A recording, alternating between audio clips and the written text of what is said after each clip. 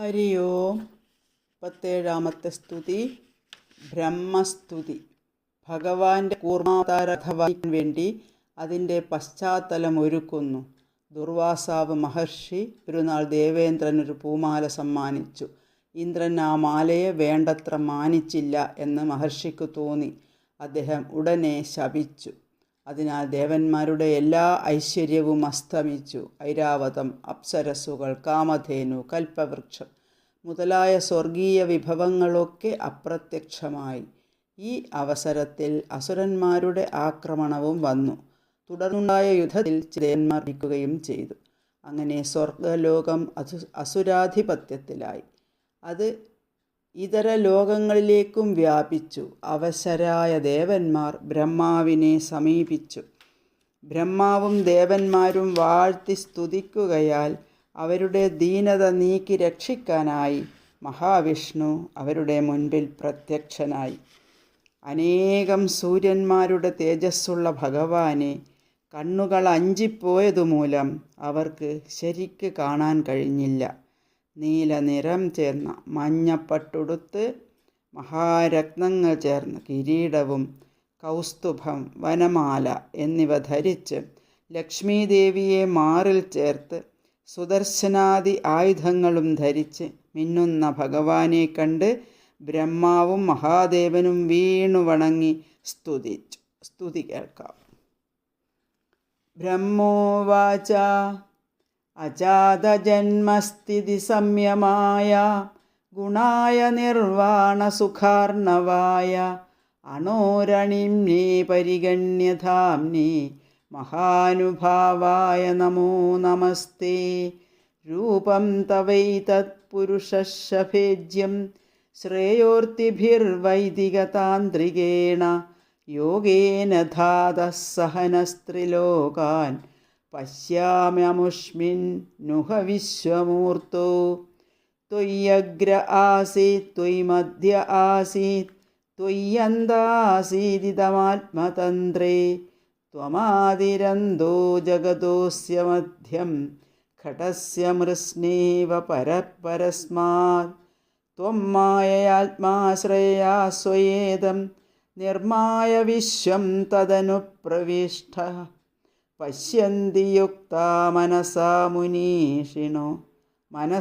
മനീഷിണോ ഗുണവ്യവായേപ്യഗുണം വിപശ്ചിതാ. യഥാഗ്നിമേധസ്യ മൃതം ച ഗോഷു ഭുവ്യന്നംബൂദ്യമനേ ച വൃത്തിം. യോഗൈർമനുഷ്യ അധിയന്തി ഹി ത്വാം ഗുണേഷു ബുദ്ധ്യാ കവയോ വദന്തി. തം ത്വാ വയം നാഥ സമുജ്ജിഹാനം സരോജനാഭാതിചിരേപ്സിതാർത്ഥം. ദൃഷ്ട്വാ ഗതാ നിർവൃതിമദ്യ സർവേ ഗജാദവാർത്ത ഇവ ഗാംഗമംഭഃ. സത്വം വിദൽസ്വാഖിലലോകപാല വയം യദർത്താസ്തവ പാദമൂലം. സമാഗതാസ്തേ ബഹിരന്തരാത്മൻ കിം വാന്യവിജ്ഞാപ്യശേഷസാക്ഷിണാ. അഹം ഗിരിത്രശ്ച സുരാദയോ യേ ദക്ഷാദയോഗ്നേരിവ കേതവസ്തേ. കിം വാ വിദാമേശ പൃഥക് വിഭാത വിധൽസ്വശം നോ ദ്വിജദേവമന്ത്രം. അഗുണനും അജാതജന്മസ്ഥിതി സംയമനും നിർവാണ സുഖാർണവവും മഹാനുഭാവനും അണുവിനേക്കാൾ അണുവും ദേശകാല പരിച്ഛേദരഹിതനുമായ അങ്ങയ്ക്ക് നമസ്കാരം. സർവകാരണഭൂത അങ്ങയുടെ ഈ സ്വരൂപം വൈദികവും താന്ത്രികവുമായ ഉപായം കൊണ്ട് ശ്രേയസ്സാഗ്രഹിക്കുന്നവർ സേവിക്കുന്നതാണ്. ഞങ്ങളെയും 3 ലോകങ്ങളെയും സർവാശ്രയമായ അവിടുത്തെ ഈ സ്വരൂപത്തിൽ ഞാൻ വ്യക്തമായി കാണുന്നു. ഇതെല്ലാം നിത്യനായ അങ്ങയിൽ തന്നെ ആദിയിലും മധ്യത്തിലും അന്ത്യത്തിലും ഭവിച്ചു.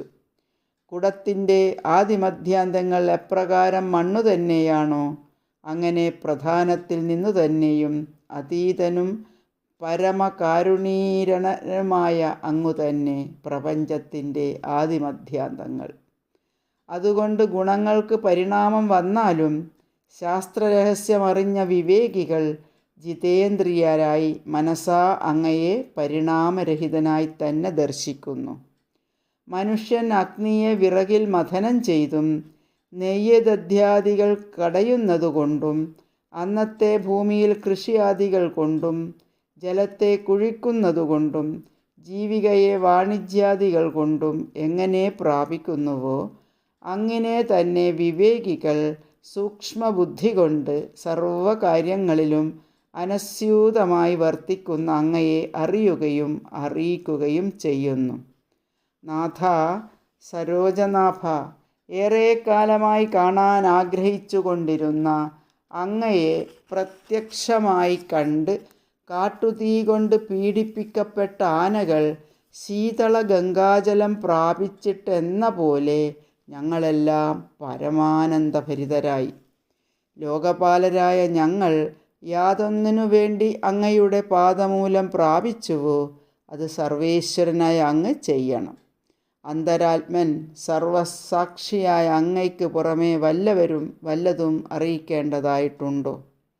ഈശ, ഞാനും ശിവനും ഇന്ദ്രാദി ദേവന്മാരും ദക്ഷാദി പ്രജാതിപരുമെല്ലാം അഗ്നിയിൽ നിന്ന് ചെറിയ ചെറിയ പൊരികൾ എന്ന പോലെ അങ്ങയിൽ നിന്ന് വേർതിരിഞ്ഞുണ്ടായവരാകയാൽ എന്തറിയുന്നു? ബ്രഹ്മജ്ഞാനികൾക്കും ദേവന്മാർക്കും മംഗളകരമായ ഉപദേശം നൽകുക. ഓം നമോ ഭഗവതേ വാസുദേവായ.